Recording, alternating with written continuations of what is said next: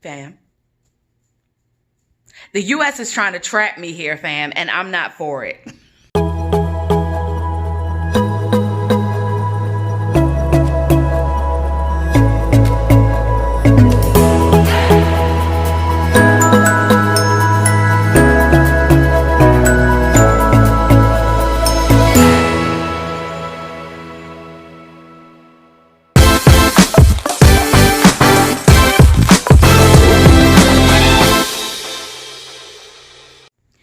What's going on, y'all? It's your girl Eve here. Man, so I came back to the States to pack up this house. As you can see, I got stuff, like, we're almost done. It's almost done. Look at my living room. Living room's completely empty.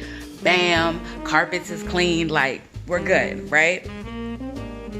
Finishing up the last little bits. But I can't get my dog out. Like, this has been the struggle of all struggles to get my dog out. So, Garvey, come meet my dog, y'all. Come here, come sit. Everybody, Garvey, everyone. So this is my Puggle puppy, Garvey, my rescue puggy, and he's half pug and half Chihuahua. He does not have the pug snub nose. Okay, that's all I needed from you. Cameo over. Goodbye. But it has been a bear trying to find a way to get him out of here. Like, I'm on some underground railroad right now. Like, it is ridiculous. So, did not realize that most of the airlines have restrictions and embargoes against snub-nosed breeds. I had read something about it a couple months back when I first started doing, my research and everything on, getting everybody out and packing up the house and everything. But somewhere along the lines, it really just slipped my mind, and I didn't finish doing all of the research, as I was like, I don't know, setting up a whole house in another country and trying to figure out my marriage, and also my son being schooled online, and trying to make sure that that was going well, and also trying to pack up a house, and also trying to figure out how to continue to finance the Blacksit. In the midst of all of that, I didn't continue my research on getting my damn dog out of the country. So we went to the vet. We got his little certificate and everything, his health certificate. He's in good health. He has all his shots. He's good. He's half Chihuahua, so he has the longer snout of a Chihuahua. But the airlines are very specific on pugs. So, number one, the airlines don't allow you to make reservations or to have this conversation ahead of time. You have to be within 10 days of when you're leaving in order to put in your reservation request form. You can't even do the reservation online. You have to put in a request form, and then they email you back and they ask you some questions, and then they let you know whether or not it's going to be cool for you to pull up at the airport with your dog. All right. And then you don't pay in advance, you pay when you get there, because they might get you all the way to the airport and then decline to take your dog. And so they don't want you to pay in advance. So this is the conversation I was just having with the lady from American Airlines after I put in my reservation request. And not only do they not accept pugs, they don't accept pug mixes. Okay. So I'm like, well, maybe he can fly in the cabin with me, right? Both the cabin and the cargo are pressurized. So I don't understand what the whole big damn deal is. But in the end, I'm like, maybe he can fly in the cabin with me. You know what I'm saying? I'll pay for an extra seat, whatever need to happen. I'll put his carrier on the seat, like whatever. No, he's too big. In order for him to fly in cabin with me, he have to be 20 pounds or less. He's 24 pounds, family. He's 4 pounds too damn fat. Maybe if I starve him for 2 weeks. Anyway, he has to be 20 pounds or less. He's not. He's 24 pounds. We feed him well. He's meaty. All right.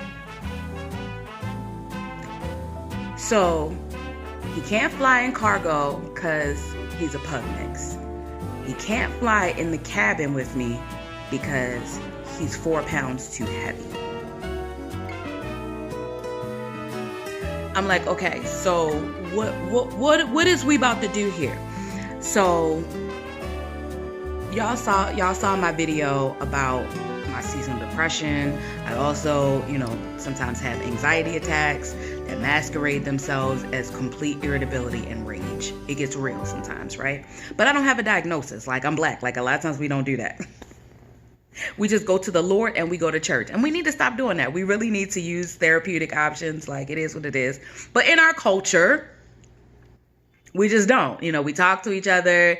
We participate in some CBD. We smoke weed. Things like that. Like, we have very toxic ways of dealing with it. But hey, this is our culture. It is what it is. So no, I don't have a diagnosis. I've never been to see anyone. But my husband was like, why don't you get him certified as your emotional support animal? I'm like, okay. I mean, technically he is, right? He definitely keeps me calm. He definitely helps me with my anxiety. Being home with him has been great. I have not had, even though it's been like really stressful being back here, police came to my house 3rd day, like, the HOA called the police on me because I had my trailer out front for 2 days while I was loading the kitchen into it because we were renovating it. Anyway, they called the cops. It's been really stressful. But being here with him has definitely been very therapeutic. Like, I love getting up in the morning and coming downstairs, and he's so excited to see me. I'm like, oh, hey, baby. Good morning. He's my baby, But, there's always that stigma. Do I need an emotional support dog? Like, your girl ain't crazy like that. Is she? I mean, she might be, though. So, I'm like, all right, God, how am I going to get this cracking? So, Nick had the paperwork for me to sign for this emotional support situation on Monday. Might have been Sunday.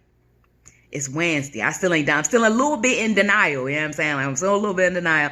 I'm like, there got to be another way. The other thing was, he could fly in the cabin with me on American Airlines or something like that as an emotional support animal. But I didn't want him in the carrier because he would have to be in there for 4 hours from Phoenix to Miami and then another 2 hours from Miami to St. Croix. Plus whatever layover. That's a long time for him to be in a carrier. And let's be clear. My dog need an emotional support dog. My baby have anxiety. Like, he can't just, number one, he has separation anxiety. Like, he can't just be away from you for long periods of time. Number two, if you put him in a carrier or something like that for hours on, he is going to whine the entire time. Like, nobody is going to be able to sleep on the flight. It's going to be like, when somebody has like a crying baby on the flight, like, the whole time. I don't want to do that to people. You know what I'm saying? Like, I would hate if somebody did that to me. Their whining dog just the whole like 6 hours of flight. Number one, that's gonna rack my own nerves. That's gonna rack my nerves that I can't take my baby out of the carrier because he has to stay in. Can't take my baby out of the carrier. He got to stay in there the whole time. Nerves gonna be toe up. What is the point of having an emotional support dog if the damn dog got to stay in the carrier and my nerves is gonna be toe up the whole goddamn time that he in there? The whole flight.